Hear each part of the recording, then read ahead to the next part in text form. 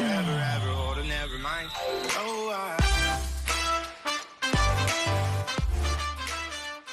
What's up guys, this is Senna from Senna Jobs and Ice Cream, and today I am here with Alex. Hello again. Alex and I made a video about how did you learn English. If you guys want to check that out, please do. Just the links over here. So in this video, because both of us are bilingual, so I thought that we should talk about our experiences of being bilingual.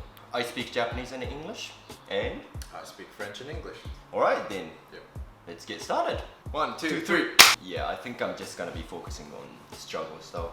But You're I want such a pessimist. Yep, always. One of the things that I've experienced as being bilingual is to forget some important words in the middle of conversation. That's really tough because when it comes to speaking to people, I mean talking to people in general, rhythm, the fluency, when you talk to them is really important, especially when it comes to, I don't know, talking about something funny. But if you forget those important words in English, then it just doesn't become as funny as it would be.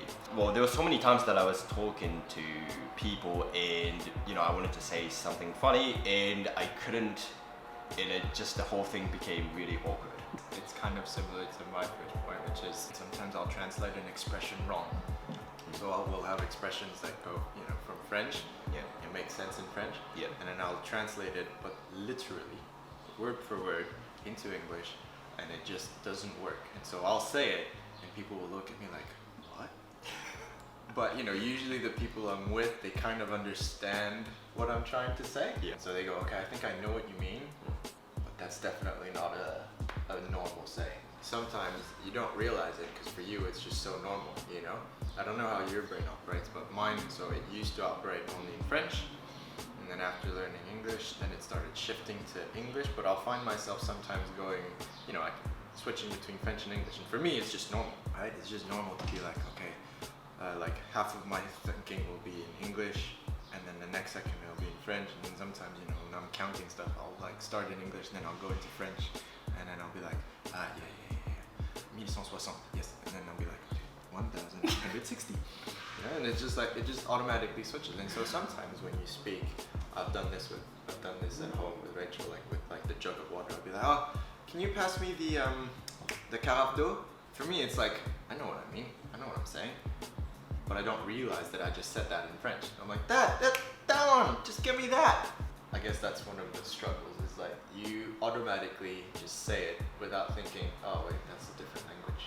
Sorry, you don't understand that language. Yeah. Sorry. Yeah. So another thing for me is sometimes, like even when I don't want to understand it, but I can understand it. You see it as a con.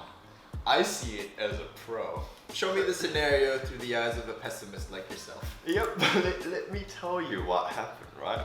One time, my mate and I had dinner at this place, and we were just sitting down, just like trying to order something, and there was a group of Japanese guys sat next to us, and because I was with my Kiwi friends, probably they thought that I wasn't able to speak Japanese, or well, they probably thought that I wasn't Japanese to start with.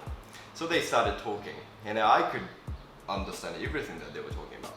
And this guy looked at me, and he was like, "見て見て、あいつの腕バリでけえ," which means that, "Whoa, guys, look, that guy's arms are massive." Well, they are massive.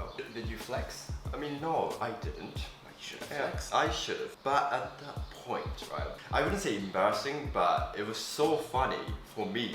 But obviously, like, my mates weren't able to understand it at all, what's going on. And it was just only me who could feel that, that situation, like, really funny. And I thought about saying something back to them. Like, I should probably be like, hey, I'm Japanese. Yeah. I speak Japanese. But because I thought it would have been so awkward, so I didn't say anything.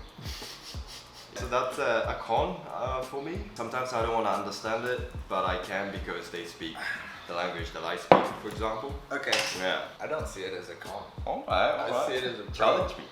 Yeah, man, absolutely. For me, I find it to be an advantage. I'll give you two scenarios. Yeah. One was the one in the bar where I was ordering a drink, and then some French ladies were talking, and then they saw me, and then they talked about me nicely, and I was like, hee. It was like a nice little ego boost. It was like, yes, very nice. Okay. And then there was another time when I was in the bus, and you know, sometimes you get these like moments of like, I feel like helping people.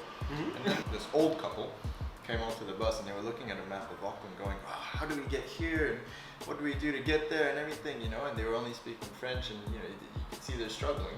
So I just went up to them and I started speaking to them in French. I went, where are you trying to go? This is what you want to do. This is where you want to go. And then they just started a conversation like, oh, thank you so much. You can speak French. Like, yeah. And then, you know, we started kind of, you know, having a quick conversation, being friendly. And so it helped them, made me feel good. And it was like, it was a great situation for everybody. Yeah. Here's a hypothetical.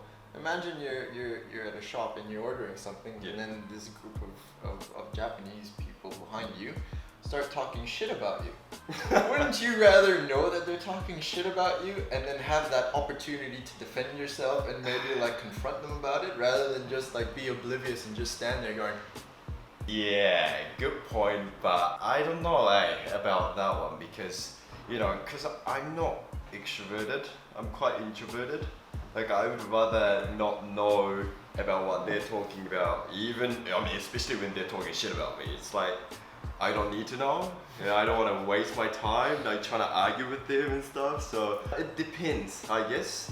okay. But the experiences that you talk about are definitely pros. But that can be either, like pros and cons, I think. It depends on the situation. It depends on the person. Yeah. No, yeah, true. So you found that experience to be negative. I would have been like, ha, and then I would have told my friends. Guess what those guys just said about me. Alright guys, that's the end of this video today. Thanks for watching, guys. Like and subscribe, and share with all your friends. If there are any bilinguals that watch this video, give us your opinions. Then I will see you guys later. And I will see you guys whenever he'll let me come on again. I don't know when that's gonna happen next, but see ya, bye!